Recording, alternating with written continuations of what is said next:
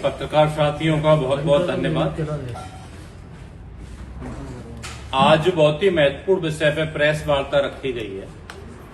जो 20 साल से भारतीय जनता पार्टी की भ्रष्ट सरकार है और अभी के जो 2 साल का बेमिसाल का ये गाथा गा रहे हैं और एक एक मंत्री को लगाया गया है, डेली उस पर 50 लाख रुपए इनके मंत्री खर्च कर रहे हैं एक एक प्रेस वार्ता को करने के लिए।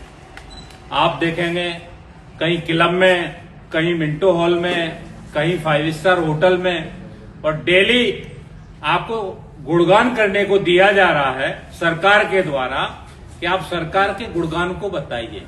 अगर आपने अच्छा काम किया होता तो आपको झूठा गुणगान करने की जरूरत नहीं पड़ती, ना ही किसी मंत्री को, ना ही प्रदेश के मुख्यमंत्री को, ना ही विधायकों को। इवन इन्होंने प्रत्येक विधानसभा लेवल पे अपने संगठन के लोगों को लगाया है कि आप झूठा गुणगान कीजिए।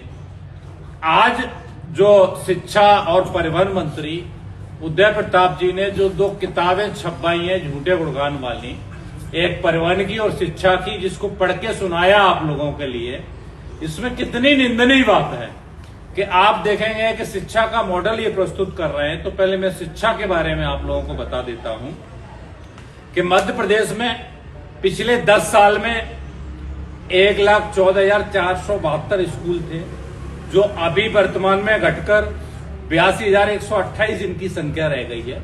लगभग 32,000 स्कूल सरकार पिछले 10 साल में बंद कर चुकी है। इसका जवाब नहीं दिया उन्होंने। साथ में आपको बताऊं कि आजकल स्कूल जो बंद किए जा रहे हैं जिनमें प्रवेश नहीं हो रहा है, लोग नामांकन कराने नहीं आ रहे हैं, इसके लिए जिम्मेदार कौन है? सरकार जिम्मेदार है। 21,000 स्कूल ऐसे हैं जिसमें आपके 20 बच्चों से कम है स्कूलों में। क्यों बच्चे नहीं आ रहे हैं?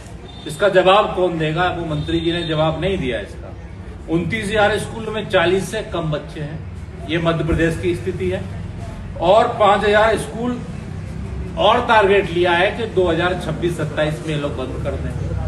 तो आप सोचिए कि एक गरीब का बच्चा जो सरकारी स्कूल में पढ़ने जाता है, पीडीए के बच्चे जो पिछड़े दलित आदिवासी या आंकड़ों में जो गरीब हैं उनके बच्चे पढ़ने जाते हैं, उनके बच्चों को शिक्षा से दूर करने के लिए और जो प्राइवेट स्कूल खोले जा रहे हैं जिसमें अडानी और अंबानी जैसे जो बड़े उद्योगपति आ रहे हैं, जो अपनी प्राइवेट संस्थाएं लेके आ रहे हैं, जानबूझ के ये स्कूल बंद किए जा रहे हैं। और सरकार केवल सारा ध्यान जो पहले पीएम श्री स्कूल था, पीएम राइज स्कूल, अभी इन्होंने उसको सीएम राइज किया और अभी संदीपनी नाम देने लगे हैं।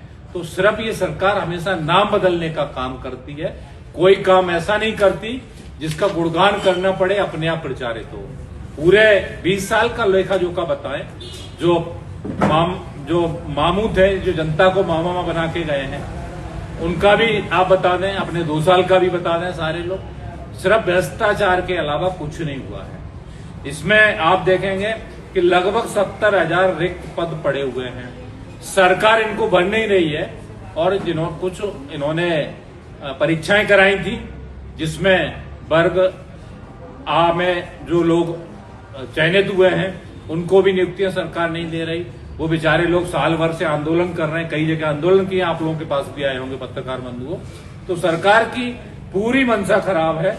जो स्कूलों की आज हालत है उसमें ब्रीफ में मैं सरकार से मांग करता हूं कि इसके वो जवाब भी दें, क्योंकि जो 6,972 स्कूल जो अभी फिलहाल 2 साल में बंद हुए हैं, इसका सरकार जवाब दे। इनके जिम्मेदारी की इसकी है, सरकार के ने ही बंद कराए ना ये स्कूल। 70,000 शिक्षक नहीं है, इनकी भर्तियां सरकार कब तक करेगी, इसका जवाब दें। और 1275 स्कूलों में शिक्षक ही नहीं है मध्य प्रदेश में। 1275 स्कूल ऐसे हैं जहां शिक्षक नहीं है। तो आप सोचिए अभिभावक क्यों बच्चों को एडमिशन कराने के लिए भेजेंगे? कुछ स्कूलों में एक शिक्षक अगर है नाम के लिए, तो वहां भी लोग सोचते हैं कि यहाँ टाइम पास होना है, तो बस इसीलिए अभिभावक नहीं भेज रहे। और बेचारे जो थोड़े बहुत अपनी खेती बाड़ी करते हैं, मजदूरी करते हैं, तो सोचते हैं पढ़ाई नहीं होगी तो प्राइवेट स्कूल में एडमिशन करा देते हैं। लेकिन आज शिक्षा इतनी महंगी हो गई है कि वहां भी नहीं करा सकते। और खुद उदय प्रताप जी, अभी कुछ दिन पहले का इनका बयान था कि मेरे जिले में ही कम से कम मैं 500 शिक्षकों को जानता हूंगा जो खुद नहीं जाते, भाड़े के शिक्षकों को भेजते हैं। तो ये जो 20 साल की भारतीय जनता पार्टी की भ्रष्ट सरकार है, इस सरकार ने सिर्फ शिक्षा को बर्बाद किया है। जो पिछड़े गरीब हमारे लोग हैं वो शिक्षा से वंचित रहे हैं। ये आरक्षण को जो खत्म करना चाहते हैं, अगर पढ़ाई लिखाई नहीं होगी तो आरक्षण की जरूरत ही नहीं पड़ेगी। ये सरकार की मंशा है जो साबित होती है। अगर आप लोग इसकी जिम्मेदारी लेते हैं, गुणगान करते हैं, तो मैंने जो सवाल पूछे हैं उनको लागू करें। और साथ में आप देखेंगे कि अभी शहडोल जिले का मामला आया था कि पुताई में कितना बड़ा घोटाला हुआ है। सिंगरौली जिले में 3 करोड़ का लगभग घोटाला हुआ है।